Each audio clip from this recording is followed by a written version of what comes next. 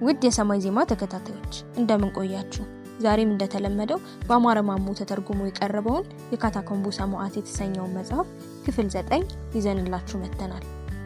ይህን ቻናል ሰብስክራይብ በማድረግና የደውሏን ምልክት በመጫን እንዲሁም መልእክቱን ከወደዳችሁት ለወዳጅ ጓደኞቻችሁ ሼር በማድረግ ከኛ ጋር ቤተሰብ ይሁኑ። ስለመልካም ትብብሮ እናመሰግናለን። አንድ መታጠፊያ መንገድ ላይ ደረሱ። ግሩም የሆነ ትርኢት ፊታቸው ላይ ድቅን አለ።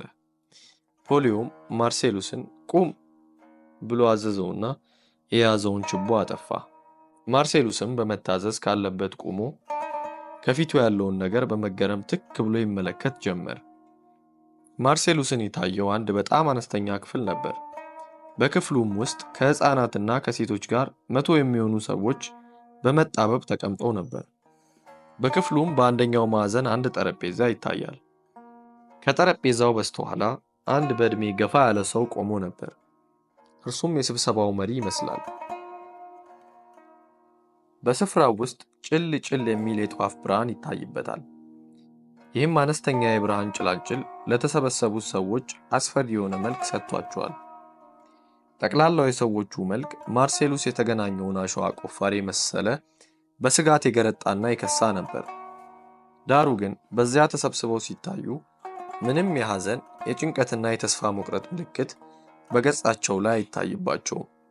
ወደ ላይ ያሻቀበው አስተያየታቸው ተስፋን፣ ደስታንና ድል አድራጊነትን ያበስር ነበር። ማርሴሉስ ባየው ሁሉ ተነካ። ከዚህ ቀደም በመጠኑ ላየውና ለሰማው ከእርሱ ስውር ለሆነው የክርስቲያኖች ጀግንነት ተስፋና ሰላም ማረጋገጫውን አገኘ። ማርሴሉስ የቆመበት ስፍራ ሆኖ ሲያዳምጥ በስብሰባው ላይ የነበሩት በህብረት የሚከተሉትን ቃላት ሲያዜሙ ሰማ። ሁሉን የምትገዛ ጌታ አምላክ ሆይ፣ ሥራ ታላቅና ድንቅ ነው። የአሕዛብ ንጉሥ ሆይ፣ መንገድህ ጽድቅና እውነተኛ ነው። ጌታ ሆይ፣ የማይፈራህና ስምህን የማያከብር ማን ነው? አንተ ብቻ ቅዱስ ነህና የጽድቅህም ሥራ ስለተገለጠ አሕዛብ ሁሉ ይመጣሉ፣ በፊትህም ይሰግዳሉ። ከመዝሙሩ በኋላ ለጥቂት ጊዜ ጸጥታ ሆነ። የስብሰባው መሪ ተነስቶ ከአንድ ጥቅል ብራና አነበበ። የንባቡ ቃላት ለማርሴሉስ ፍጹም እንግዳ ነገር ሆኑበት። በንባቡ የተሰማው ቃል ስለ ነፍስ ሕያውነትና ከሞት በኋላ ስላለው ዘላለማዊ ሕይወት የሚያስረዳ ነበር። በስብሰባው ላይ የነበሩት የሚነበበውን ቃል ግሩም በሆነ እርጋታ ያዳምጡ ነበር። የስብሰባው መሪ ባነበበው ቃል ምክንያት የተሰማውን ደስታ ከልብ ገለጠ። ተሰብሳቢዎቹም አሜን በማለት የደስታውና የተስፋው ተካፋዮች መሆናቸውን አሰሙ። ምንም እንኳ ማርሴሉስ የተነበቡትን ቃላት ምስጢር ለመረዳት ባይችልም ስሜቱ ልቡን ነካው። ሞቶይ መውጊያህ የታለ? ሲኦሎይ ድል መንሳትህ የታለ? የሞት መውጊያ ኃጢአት ነው፣ የኃጢአትም ኃይል ሕግ ነው። ነገር ግን በጌታችን በኢየሱስ ክርስቶስ በኩል ድል መንሳትን ለሚሰጠን ለእግዚአብሔር ምስጋና ይሁን። እነዚህ ቃላት አዳዲስ የሆኑ ሐሳቦችን የያዘ አንድ አዲስ ዓለም ከፈቱለት። ኃጢአት፣ ሞትና ክርስቶስ የተባሉት በመንቃት ላይ የነበረችውን ነፍሱን በሐሳብ እንድትባክን አደረጓት።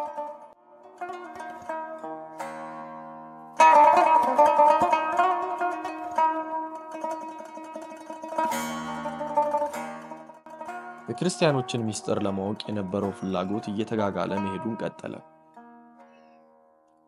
የስብሰባው መሪ ፊቱን ወደ ሰማይ አቅንቶ እጆቹን ዘርግቶ ከልብ የሆነ ጸሎት አደረሰ።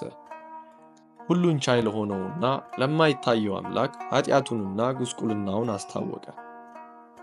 በክርስቶስ ምክንያት ስለተገኘው የኃጢአት ስርየት ምስጋናውን አቀረበ። መንፈስ ቅዱስ የማኅበሩን አባሎች ሁሉ እንዲቀድስ ልመናውን አሰማ።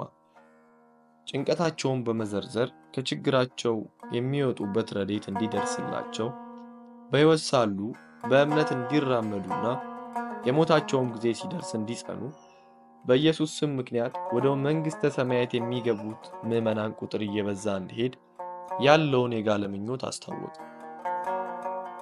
ቀጥሎ የሚከተሉት ቃላት ተዘመሩ። እነሆ የእግዚአብሔር ድንኳን በሰዎች መካከል ነው፣ ከእነርሱም ጋር ያድራል፣ እነርሱም ሕዝብ ይሆናሉ። እግዚአብሔር አምላክም ከእነርሱ ጋር ሆኖ አምላካቸው ይሆናል። እንባዎችን ሁሉ ከዓይኖቻቸው ያብሳል። ሞትም ከእንግዲህ ወዲህ አይሆንም። ሐዘንም ቢሆን ወይም ጩኸት ወይም ስቃይ ከእንግዲህ ወዲህ አይሆንም። የቀደመው ሥርዓት አልፏልና። በረከትና ክብር፣ ጥበብም፣ ምስጋና፣ ውዳሴ፣ ኃይልም፣ ብርታትም ከዘላለም እስከ ዘላለም ድረስ ለአምላካችን ይሁን፣ አሜን። በስብሰባው ላይ የነበሩት ሰዎች መበታተን ጀመሩ። ወዲያው ፖሊዮ ማርሴሉስን አስከትሎ ከስብሰባው ክፍል ውስጥ ገባ።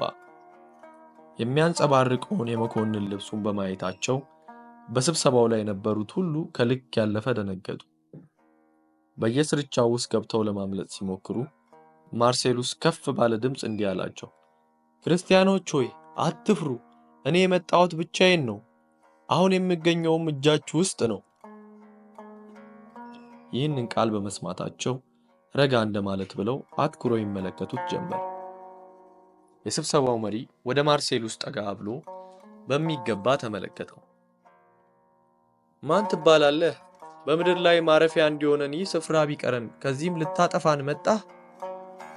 ክፉ ነገር ያደርግብናል ብላችሁ አጠርጥሩኝ። እንደምታዩት የመጣሁት አንድ ራሴን ነው። በእጃችሁ ውስጥ ገብቻለሁ። እንደፈቀዳችሁ ልታደርጉኝ ትችላላችሁ። የቄሳር መኮንን ከኛ የሚፈልገው ምን አለ? ወንጀለኛ ነህ? ከአንድ ቦታ አምልጠን የመጣኸው? የተከተለ ሰው አለህ? ሕይወትስ በአደጋ ውስጥ ነው? አይደለም። እኔ አንድ ታላቅ ስልጣን ያለኝ የቄሳር መኮንን ነኝ። እድሜም በሙሉ እውነትን በመፈለግ ላይ ይገኛለሁ። ክርስቲያን ስለምትባሉ ሰዎች ብዙ ነገር ሰምቻለሁ። ጊዜው የስደት በመሆኑ በሮም ውስጥ ከእናንተ ወገኖች ጋር ተገናኝቶ መነጋገር በጣም አዳጋጅ ሆኖ አገኘሁት። ሽማግሌው ተሰብስበው የነበሩትን ክርስቲያኖች ወደ የቦታቸው እንዲሆኑ አመለከታቸው። በተረጋጋ መንፈስ ሁሉም ወደ ስፍራቸው ተሰራጩ። ሽማግሌው ከአዲሱ እንግዳ ጋር ንግግሩን በመቀጠል ላይ ሳለ አንዲት ፊቷ የገረጣ ሴት ወደ ፖሊዮ መጥታ እጁን ለቀም አደረገችው። ምን ነው እስካሁን ቆየ ልጄ? ይሄ መኮንን ይዞን ያዘገየኝ። እንኳን ደህና መጣህልኝ ብቻ። ለመሆኑ እርሱ ማን ነው? ደህና ሰው ሳይሆን አይቀርም። ሚስጥሩን ሁሉ ሲነግረን አልሰማሽም? ሽማግሌውም ሴትዮዋን ሲሲሊያ እስቲ ጥቂት ጊዜ እዚህ ቆይ አላት። ሴቲቱም ከጥቂቶች ሰዎች ጋር መሪያቸው አጠገብ ቆመች። ሆኖሪዮስም ንግግሩን በመቀጠል ማርሴሉስን እንዲህ አሉ። ስሜ ሆኖሪዮስ ይባላል። የክርስቶስን ቤተ ክርስቲያን በሽምግልና ሥራ አገለግላለሁ። ሳይ ደህና ሰው ትመስለኛለህ። ከኛ የምትፈልገው ነገር እንዳለ አስረዳን። እኔም ማርሴሉስ እባላለሁ። በቄሳር ሰራዊት ውስጥ በመኮንንነት አገለግላለሁ። ሽማግሌውም እጁን እያጨበጨበ ወየው ጠፋን የሚል ተስፋ የመቁረጥ ድምፅ አሰማ። አጠገቡ የቆሙትም በፍርሃት ማርሴሉስን ትክ ብሎ ይመለከቱት ጀመር።